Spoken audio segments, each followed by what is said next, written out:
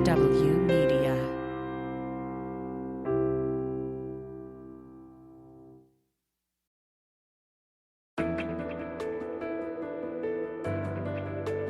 Spy Talk, a podcast at the intersection of intelligence, foreign policy, national security, and military operations with Jeff Stein and Jeanne Meserve.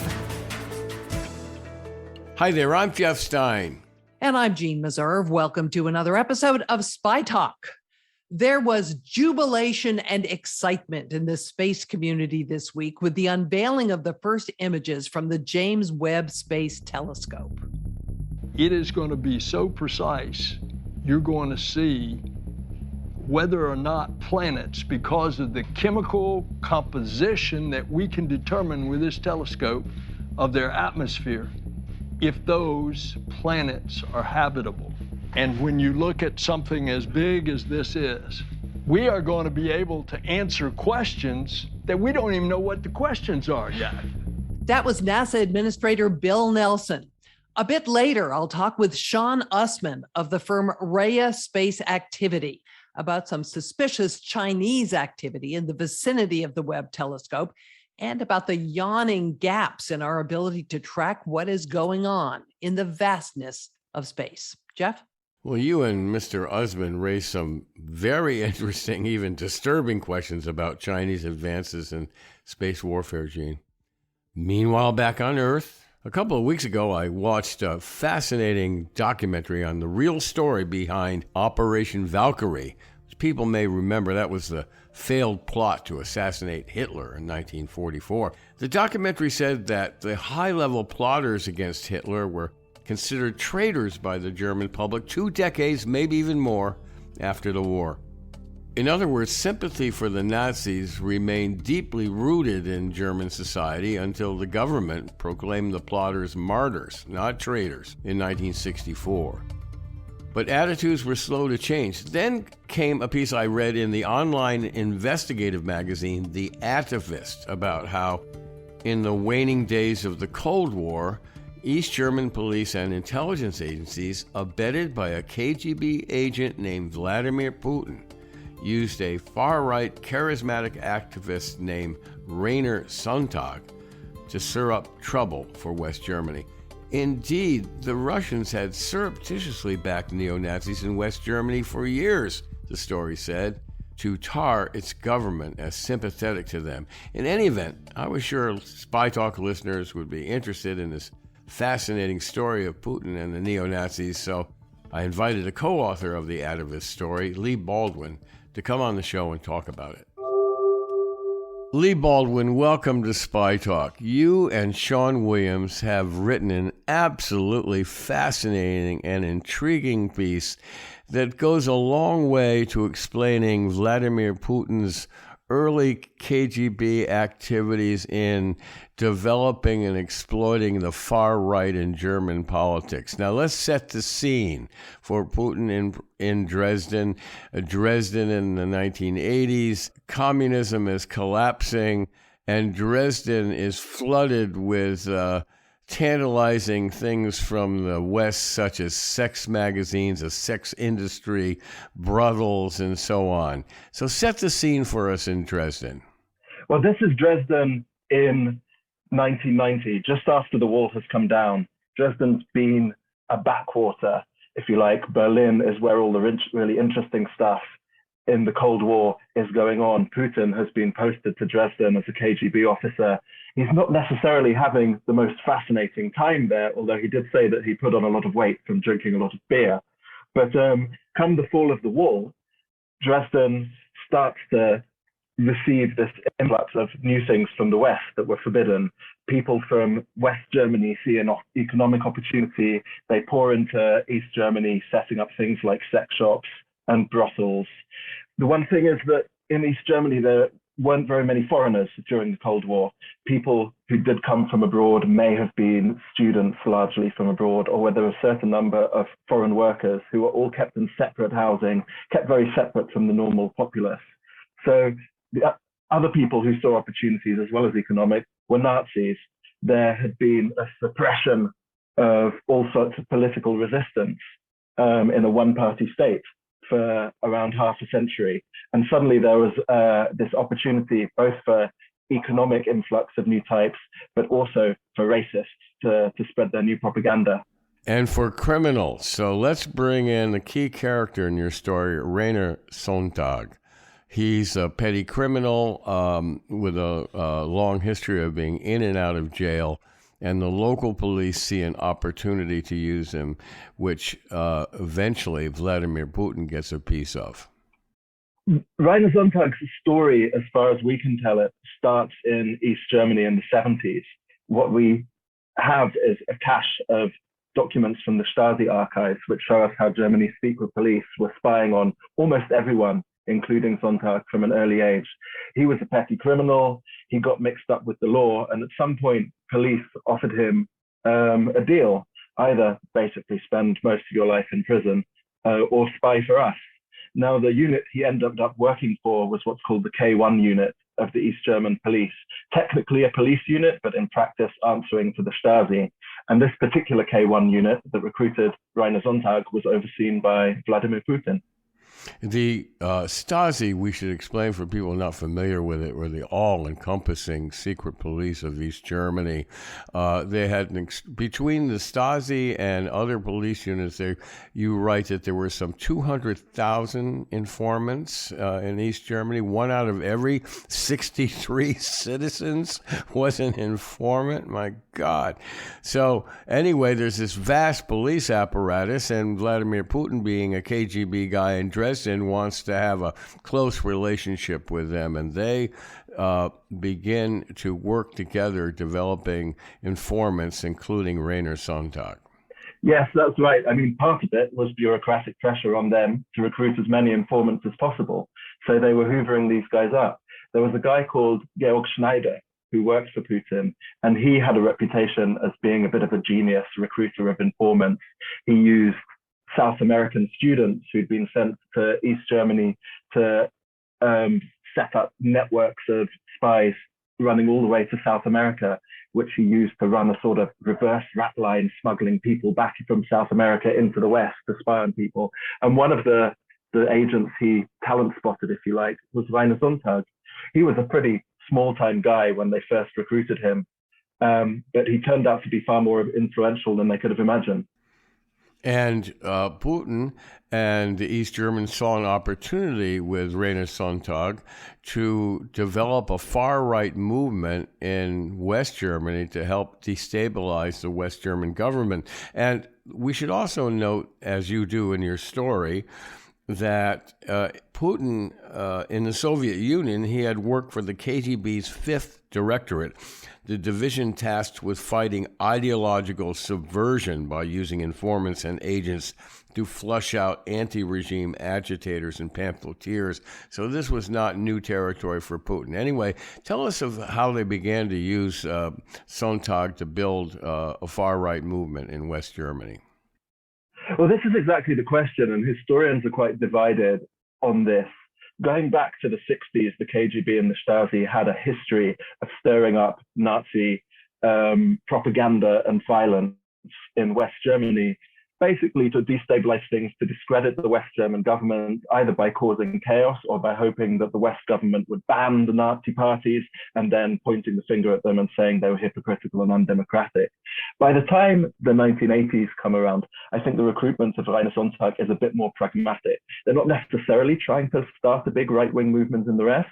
He's a usefully placed agent that can tell them a lot about that movement. And then that gives them the option, yes, they can exploit the movement, but it also gives them just intelligence about the movement. And they're worried at this point about Nazism as a protest movement spreading back east. So it allows them to get a voice, get a mole, if you like, inside the neo-Nazi movement and get a handle on what's going on. So it's really interesting. You're kind of saying that the intelligence services, the KGB and the East German security services, and then eventually German security services, see the neo-Nazis as a threat after Germany was reunified, but also a useful tool. So after Germany was reunified, they become more of a useful tool. And what the East German police, so Sonntag's controller, Georg Johannes Schneider, who worked for Putin, remains his controller after the Berlin Wall falls. East Germany collapses, communism collapses. The KGB agents stationed in Dresden throw all their files into the incinerator and scuttle off back to Moscow. But Georg Schneider remains the controller of Sonntag, and he finds now, as an ordinary policeman back in the Dresden police, suppressing his relationship with the KGB and hoping no one finds out, that Sonntag is a very useful stooge because he can play him off against left-wing movements. You've got a lot of anarchists, young anarchist groups in Dresden, and you've got young right-wing Nazi groups, and they're battling each other in the streets. And the Nazis are often being used by the police as a tool to suppress the left-wing gangs, and vice versa to a certain extent. And these right-wing extremists remain very powerful in Germany. There's a legacy to Rainer Sonntag. He set up to clean up the town. He presented himself as a vigilante when he returned to his hometown of Dresden after time in the West. And he confronted a couple of pimps whose brothel he'd sworn to smash, and they shot him in the head. And there's a strange historical parallel here. In the 1930s, there was one of Hitler's SA troops, was a guy called Horst Wessel, who was also killed. And although he was a low-life thug, the Nazi movement turned him into a martyr. They wrote songs about him. They had marches in his memory. And this is exactly what happens to Rainer Sonntag. He's a petty criminal. He runs protection rackets. He's claiming to smash up the brothel because it doesn't fit with his Nazi ideology, but he's probably trying to extort protection money from the pimps as well. When he gets shot, suddenly they lionize him. They write songs about him too, and his memorial procession through the streets of Dresden ends up being the biggest Nazi march in Germany since 1945. The consequences of that are still playing out today, with Dresden as a center for the far right. That was fascinating that there was this huge turnout of neo-Nazis to memorialize Sonntag, and his adherents went on a rampage as well in several towns. You can't attribute all of this to Rainer Sonntag. He was a leader of the movement, but he was also part of the movement. So what we see in East Germany after the fall of the Berlin Wall, for lots of reasons, including opportunism and economic collapse, ideological vacuum after the collapse of the one-party state, a huge upswell in Nazi violence. After Rainer Sonntag's death, that only increases. There's a young guy from Mozambique, a student called José Gomondai, who gets thrown from a moving tram and killed. There are, in the autumn following Sonntag's murder, there are riots in a place called Hoyerswerda, not far from Dresden, where asylum seekers' homes are burnt. And there is basically what you could almost call a nationwide rampage across the former East Germany. That violence continues in a sporadic sort of way all through the 1990s. And fast forward to the current era, a few years ago, an anti-Islamic movement called Pegida was founded in Dresden. And it's also a stronghold of the AfD, who are right-wing populists, but who have some uncomfortable connections with the far right. And some people would call them openly far-right politicians. And the seeds might have been set in Dresden many years ago in the early 1990s. But Putin has continued to foster these right-wing populist groups across the continent. Well, this is it. So his use and his exploitation of Rainer Sonntag in the 80s, when Putin was a KGB officer in Dresden, was probably quite pragmatic rather than ideological. And if you want to draw any parallel, I think you could see today that Putin continues to take a very pragmatic view of using the far right as a blunt instrument, and he's happy to exploit it. And the consequences may not necessarily be thought out particularly, but if it sows a bit of chaos, then so much the better. Well, it seems not to have hurt the ties between the French far right and Russia. Seems not to have hurt Marine Le Pen in France, who has accepted tons of money from the Russians for her campaigns. Doesn't seem to be hurting her standing in France. Well, we're seeing globally, I suppose, a polarization. Trump in America had moments when he was effectively cheerleading for Putin, Salvini in Italy. There are lots of leaders whose polarized followings, if you like, won't bat an eyelid at relationships with Russia because any of these polarizing factors sort of reinforces the split, I suppose. Mm-hmm. And Boris Johnson in the UK and the Brexit movement found a lot of favor in Moscow as well. There seems to be a strategy coming out of Moscow that it's quite easy to drive that polarization by splitting the communities along ideological or moral or generally identity lines. We had instances running up to the Trump election, I think, where there were protests from one movement being organized on the same, a left-wing movement being organized on the same city block as a right-wing movement via social media. And then it transpires that it's a troll farm in Moscow orchestrating those things. So there's very much a sense that playing both ends against the middle is a productive strategy for the Russians. And how would you assess the influence of Germany's far right, both within Germany and internationally? It's very difficult to say.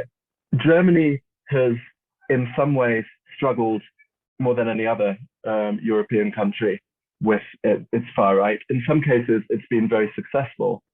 Germany has, as a whole, on a national level, done a great deal to come to terms with its history. And there's always a democratic debate of at what point do you ban a particular party. It's interesting looking at the story of Rainer Sonntag because you see the relationship with the KGB and the Stasi and how they were willing to exploit the far right.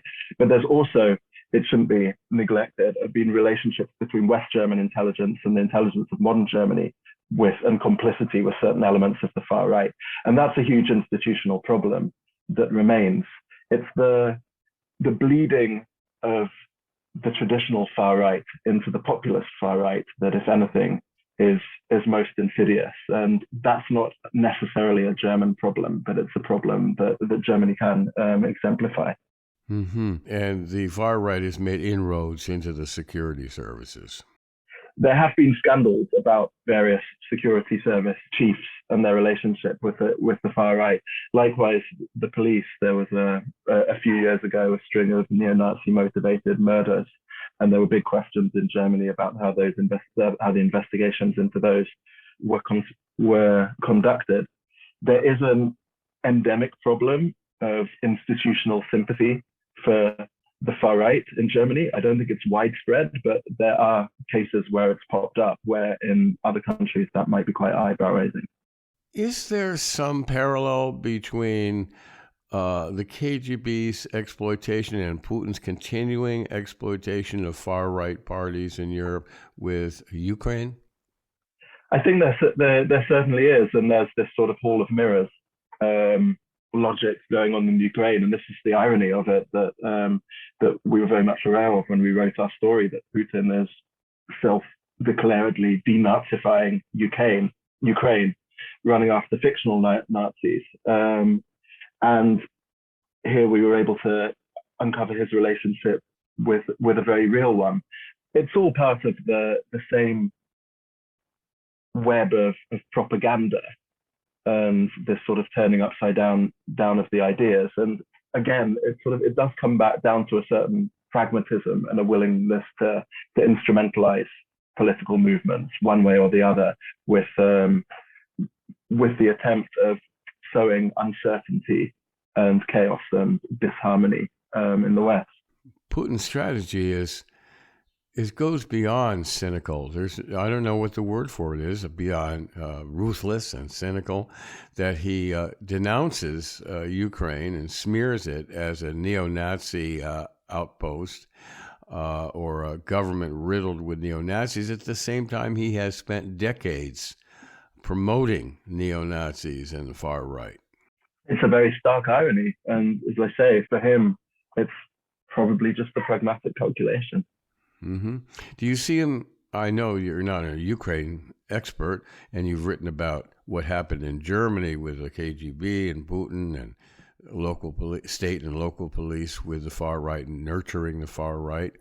But do you see a parallel in Ukraine where it'll crest at a certain point, but won't necessarily be a deciding factor in Ukraine? I would hesitate to speculate about what's going on in the Ukraine.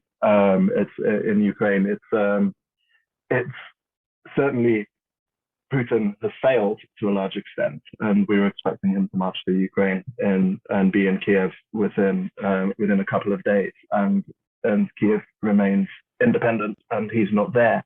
But how long this will rumble on, and how much it will provide fuel for a continuing propaganda war? Is it a new Cold War? Is it something slightly different? It's certainly not a division on ideological grounds, but it is a division. It's difficult to say. And our security services here in the States are on alert about Russian interference in the upcoming congressional elections and, of course, 2024's election, where the Russians wanted first just to create chaos in our system, and they've helped that along. And now they may come in to scoop up the fruits of that chaos in the next round of elections here. And there doesn't seem to be anything stopping them. Social media is wide open to Russian interference and manipulation. One of the things that the Russians seem to be extraordinarily good at is taking the media infrastructure of the West and imitating it and turning it against itself. If you turned on Russia today, it would be coming from a country without that, for example, 24-hour rolling news tradition, and compared it with CNN or BBC 24 or France 24 and any of these 24-hour news sources, it would be very difficult on first glance to differentiate and to tell the difference between which is a traditional news channel, which is a propaganda machine. And it's very easy for them to exploit people's uncertainty. Would you say that the Russian strategy in Germany of really pushing the far right and guiding a charismatic leader of the far right was risky, or was it easy in the Germany of that period? In the context of Rainer Sonntag? Yes. I think it was quite easy, and in a way it was almost accidental. In the 1980s, it was 1986 when, before the fall of the Berlin Wall, when Putin signed the papers to allow Sonntag to cross over into the West. And they had no idea at the time. They were taking a bit of a punt on him, because he might have just gone over to the West and disappeared, and there wouldn't been very much they could do about it. And West Germany, the West German authorities easily cleared him as a political refugee from East Germany, didn't have any questions about him, and released him into the general populace to pursue life there. Yeah, we can assume that when he arrived at Gießen, which was the refugee camp where most of the people leaving East Germany were processed, that he would have been interrogated. He was a pretty low-life agent. He wasn't trusted with a clandestine radio. He wasn't trusted as a courier. They were basically letting him into the West. They had no particular hold on him. He didn't, and seeing what he would do. In the end, he became very close to a chap called Michael Kühnen, who was West Germany's most powerful neo-Nazi at the time. Kühnen was HIV positive, and soon after his health would deteriorate very rapidly. And just as Sonntag was really rising to become a powerful neo-Nazi, he was dying of AIDS. And that suddenly thrust Sonntag into the limelight as one of his potential successors. When the wall fell, the Nazis saw this opportunity to expand in the East. And who better to do it but then their East German neo-Nazi, who had to go home, who knew the back alleys and the beer halls of Dresden, and he knew the housing projects where he could drum up support from disaffected youth. I found the story just absolutely fascinating. Thank you for coming on the show to talk about it, and we're going to keep an eye on this and maybe have you back again. Leigh Baldwin, thanks so much for coming on this show. Thank you. What a story. You can follow Leigh Baldwin's investigative work at the Atavist magazine online. Jeanne? And of course, Russians continue to fan and exploit extremism in Europe and the US. You might have seen a recent report from the Institute on Race Relations about the growing culture of extremism in police forces across Europe. By their estimate, 81% of the gendarmes in France said they'd vote for Marine Le Pen, who is on the far right. Yeah, well, we've seen some of that here in the States, and there was a recent story, an indictment by the Justice Department of two Homeland Security connected people, one an active Homeland Security agent and the other retired but working as a detective, who were induced by Chinese agents to help them gather information about Chinese dissidents in the United States. So I had written a story back in January about how foreign intelligence agencies were using local state police to gather information about dissidents. So this is an ongoing story, and it's disturbing. A reminder that you can subscribe to our podcast. We'd love to have you do that. You also can subscribe to Spy Talk on Substack, where you will find a lot of original reporting. Coming up, we're going to be talking about space, specifically something called cislunar. We'll be right back.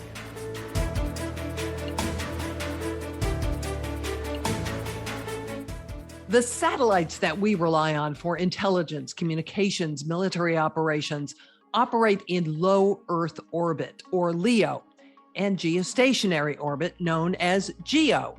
But the vast area of space from the Earth to the Moon and beyond, called cislunar, is of increasing interest and concern. The U.S. capability to surveil activity in cislunar is extremely limited.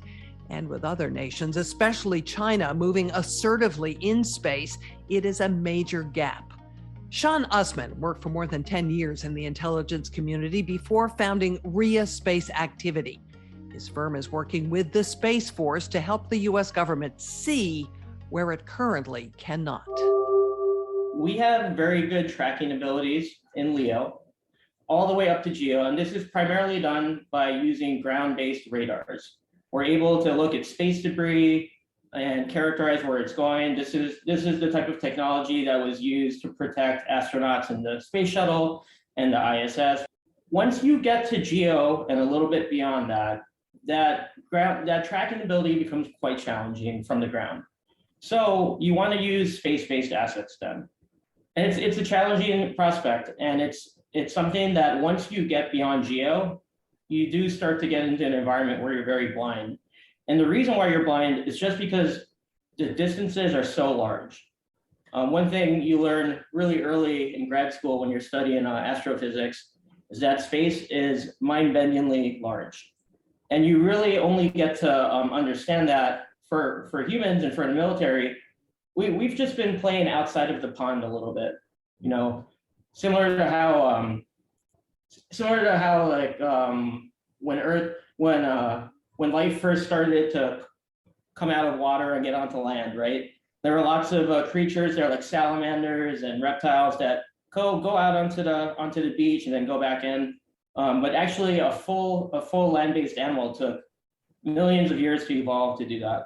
Right now, I like using this analogy because it's very similar to where we are in space right now. Is it becoming an area of strategic competition? Yes, once you get beyond GEO, these big distances result in strategic competition. The reason why is once you go beyond the GEO belt and you're in the cislunar environment, it is simply impossible to track an object just because of the large distances. You can build the largest optic that you want, but you will still never be able to actually track everything up there because the distances are so large. So what you have when you're in the cislunar environment is you can operate your spacecraft in a way where it's very impossible to detect it, just from a physics perspective, not talk about technology or anything like that, just from a physics perspective, it's just too far away. So that means that when you have spacecraft out there, you can go out in the cislunar space, get lost, and then when you can come back into the lower orbits and not be detected, which is a very concerning aspect from an intelligence and military perspective. Why? Let's think about a hypothetical. ASAT test, which stands for anti-satellite test, to the geostationary belt. If someone was to conduct an ASAT test to the geostationary satellite, it takes a long time to get there from Earth.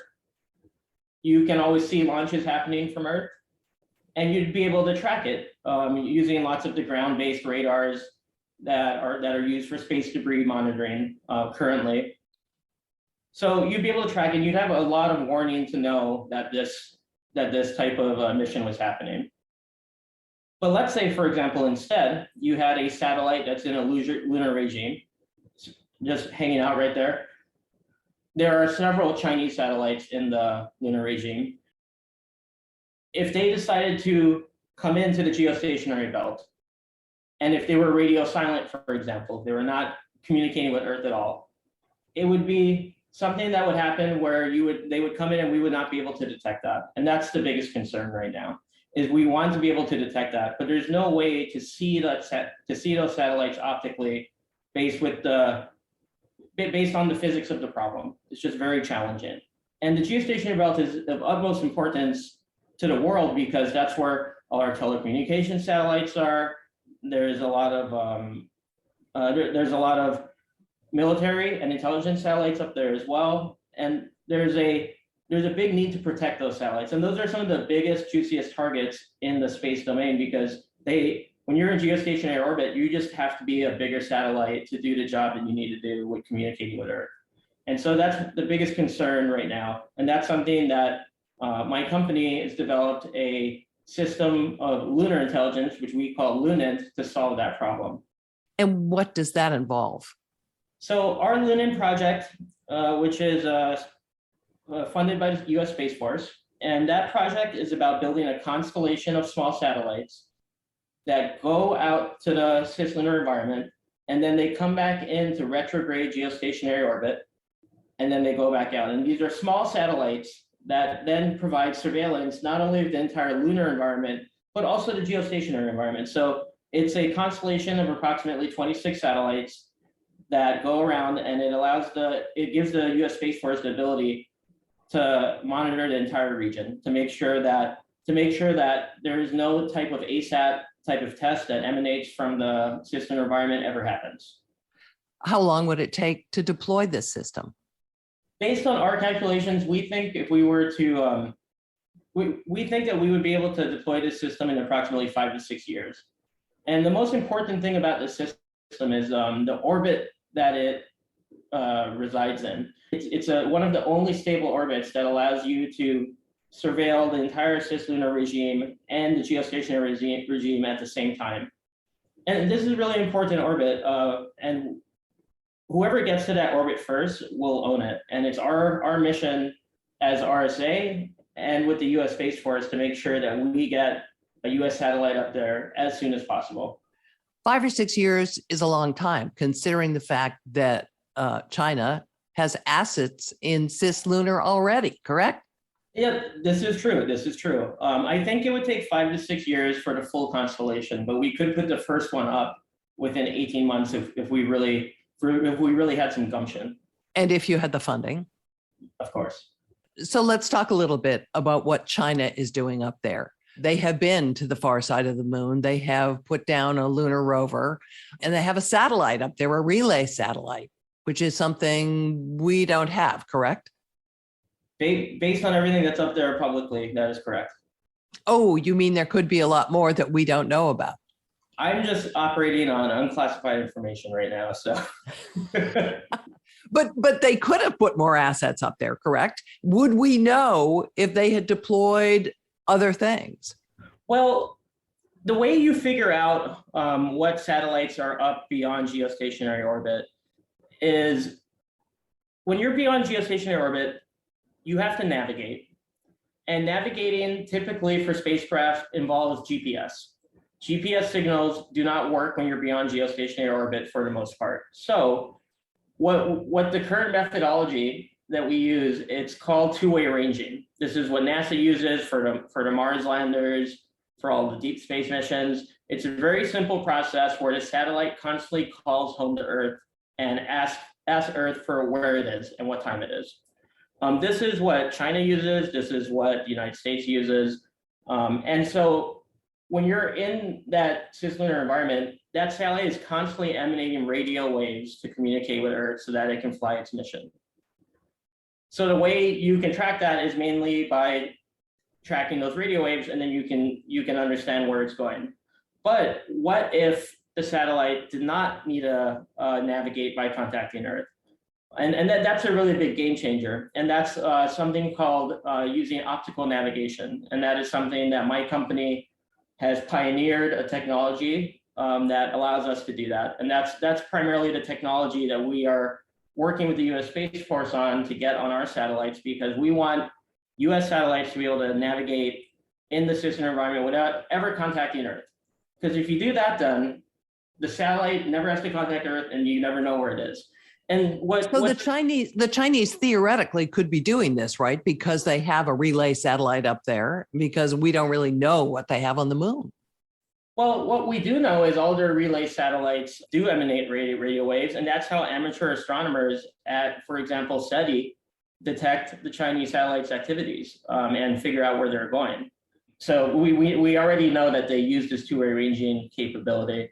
But what we want to do as a country here in the United States side and with our allies, ideally we want technologies that allow us to not communicate with Earth and do autonomous navigation. And that's really something that RSA is leading with the US Space Force. And what that does though, and I think there's also something that needs to, that the country and the space community is working on collectively. You have to kind of change your mindset when you're in a truly deep space environment beyond geostationary orbit. If you are, the satellites are constantly sending out radio waves. This is very similar to the way submarine warfare occurs, where submarines are always trying to be acoustically quiet so that they can't be detected. Spacecraft as well, when you're beyond geo because you have no GPS capability, when you navigate, you are always giving out radio waves. So you are being radio loud. If you can be radio quiet, then you can truly be undetectable because you are not emitting any radio waves. And because of the vast distances, you cannot be seen optically because the distances are just so large.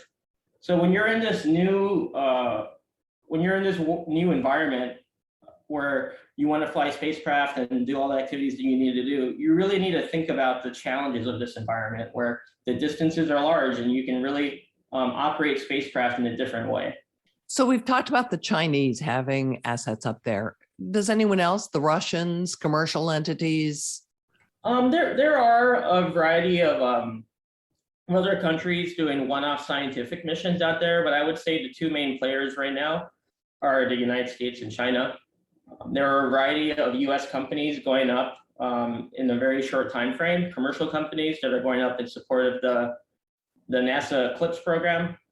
And then of course China as well, but China has a significant presence out there right now. And I think we are behind right now in this regime, but I think we will quickly surpass them because the US commercial industry, the commercial small sat industry, there's a very active cislunar environment where we are all trying to create technologies that get up there and surpass our Chinese counterparts. And we're getting a lot of strong support from the US Space Force for this. Are there any sorts of rules for operating in cislunar? I mean, I know there's an outer space treaty. Does that cover this? Do the Artemis Accords cover this? Yes, I mean, I think that everything that the United States does will have to follow the Outer Space Treaty, and all of these activities. I'm sure that our U.S. Space Force handlers are making sure that that they're in compliance with all those rules. But what about the other actors, the other people who may be interested, like the Chinese? Sure. Well, it's hard to say with the Chinese because lots of their quote unquote scientific space missions also are run by the same organization that does their military spacecraft as well. So it's hard to tell based on the organizations of the Chinese government what is scientific and what's not. You've mentioned the Space Force a couple of times. Is it clear that it is their responsibility to monitor what's happening in cislunar? Speaking as a civilian and as a U.S. government contractor, it's we have a pretty good lay of the land of organizationally where the Space Force and the U.S. intelligence community is on the surveillance of the cislunar environment. And it's my opinion that the Space Force is playing the lead role in this. They seem to be the ones that are engaging commercial industry as much. Their senior leadership are the ones that have been talking about it publicly, and really trying to make sure that the U.S. commercial space industry is working towards the Space Force goals to make sure that we have complete space domain awareness in the cislunar environment and beyond too. Does NASA have a role to play? Of course, NASA does have a role to play, and I believe there was a memorandum signed between NASA and the Space Force on opportunities to collaborate on, such as planetary defense and a few other topics. But I think that NASA and Space Force are working hand in hand quite collaboratively to make sure that Space Force achieves its objectives of making sure that we have complete space domain awareness, and of course, NASA achieving its objectives of getting humans to the moon safely. And the Space Force is contributing towards that by providing complete space domain awareness to make sure that our astronauts, when they actually go there, get there in a safe way. So, Shawn, if you would boil this down for me, what's at stake when we're talking about cislunar? Well, what's at stake when you're talking about cislunar is that you have to remember that you are working in a very low gravitational environment, and that you are also very hard to see because of the distances. So that means that you need to, if you want to ensure that, if the US wants to ensure it has dominance and complete control of the cislunar volume, we should create satellites that, what I like to say, fly low and slow, meaning that they fly in a low gravitational environment and they fly slowly, because there is no need to build big spacecraft with big rocket engines, because it doesn't make sense. What you want are small satellites that use the gravitational environment to its advantage. And you want small satellites also because they're hard to detect.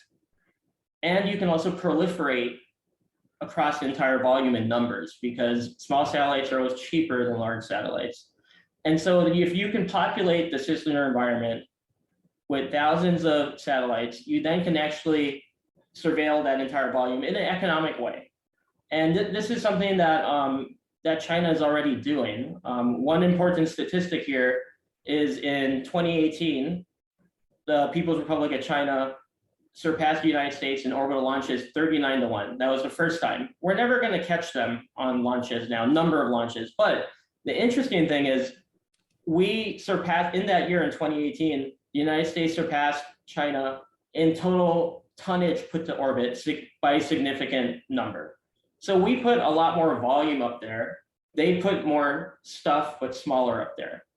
And one of the reasons why this is happening is because we have this big defense industrial complex where we like to put up big, expensive satellites that cost billions of dollars, and we need to get away from that. And this is even more important in the cislunar environment. In one of your previous podcasts with Robert Cardillo, he's known at NGA for really harnessing the commercial space industry. For example, Planet Labs, under his leadership at NGA, became a big player and is used now by the intelligence community for a lot of reconnaissance, unclassified reconnaissance, to provide Earth awareness. We need to follow this. This is even more important in the cislunar environment because of the low gravity potential and of the ability to fly around without being detected. The fact that we don't now have eyes on this environment, does that pose a threat to U.S. national security? Is it a vulnerability? My opinion is that the cislunar environment right now and the lack of reconnaissance capabilities in that domain is a threat to national security.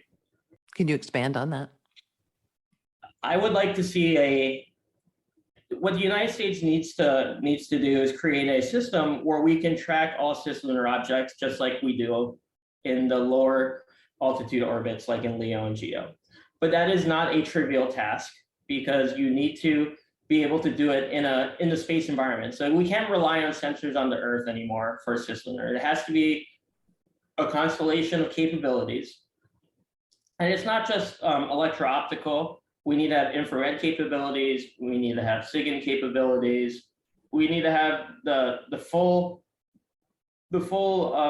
spectrum of intelligence that we use to monitor the entire environment.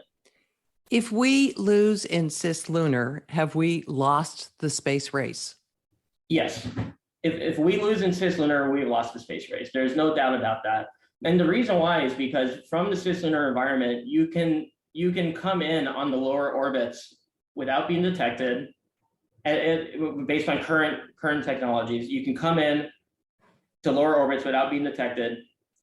And one thing that's also really important here is a term called delta V. Delta V is a term that characterizes your ability to move around in orbit. It's essentially how much rocket propulsion you need to burn to achieve a certain position in orbit that you want to get to. In the cislunar environment, almost all of the trajectory changes that you want to do require very little amount of delta V because you're in a low gravitational environment. And what that allows you to do is get around wherever you want with a very small amount of fuel.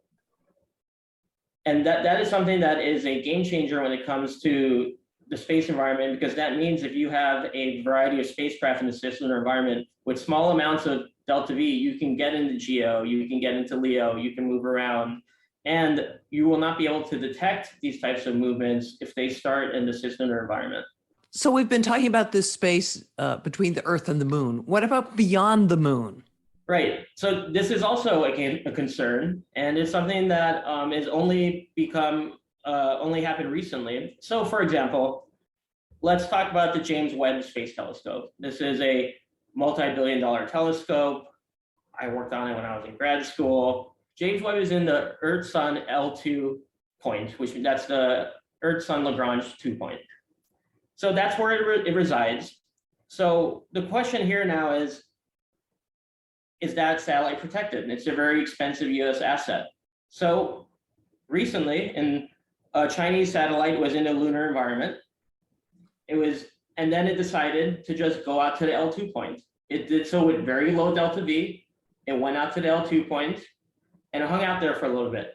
And then it came back to the moon.